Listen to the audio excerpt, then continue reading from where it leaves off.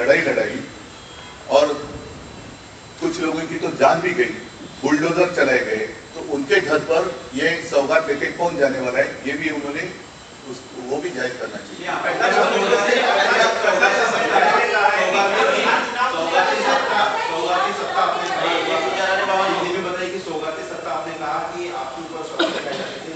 जब मुझे मतलब जो मेरी शिवसेना एक ही है, दूसरी है वो गद्दार सेना है, उसको शिवसेना मानने की कोई आवश्यकता नहीं है। तो जब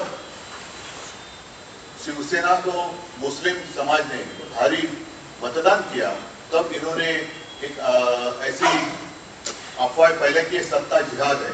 तो अब ये सत्ता है क्या सौगात सत्ता ले तो दूसरा क्या है? ये सत्ता पाने के लिए कुछ भी कर सकते हैं और इसका एक उदाहरण है।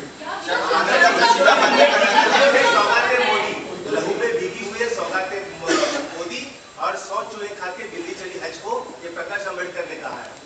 तो उन्होंने कहा, मैंने आज जो कहा मुझे कहना तो मैंने कहा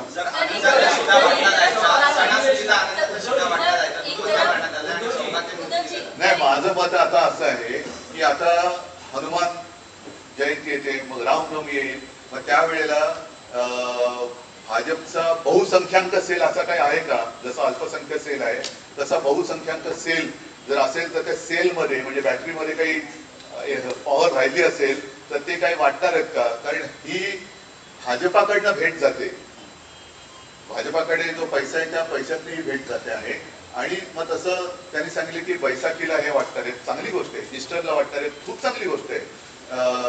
हे सौगाते मोदी म्हणजे ईदच्या निमित्ताने भेट देतात, ही सुद्धा चांगली गोष्ट आहे।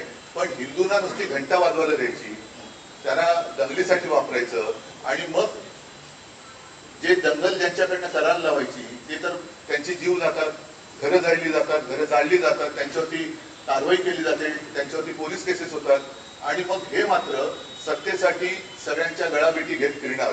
आता असं मी ऐकलं की आता नुकतंच जी काही दिल्लीची निवडणूक झाली त्याच्यानंतर दिल्लीमध्ये बऱ्याच वर्षानंतर भाजपची सत्ता आली, तिथल्या मुख्यमंत्र्यांनी सुद्धा इफ्तार पार्टी वगैरे केली असं मी ऐकलं, खरं खोटं मी काय बघितलं नाही।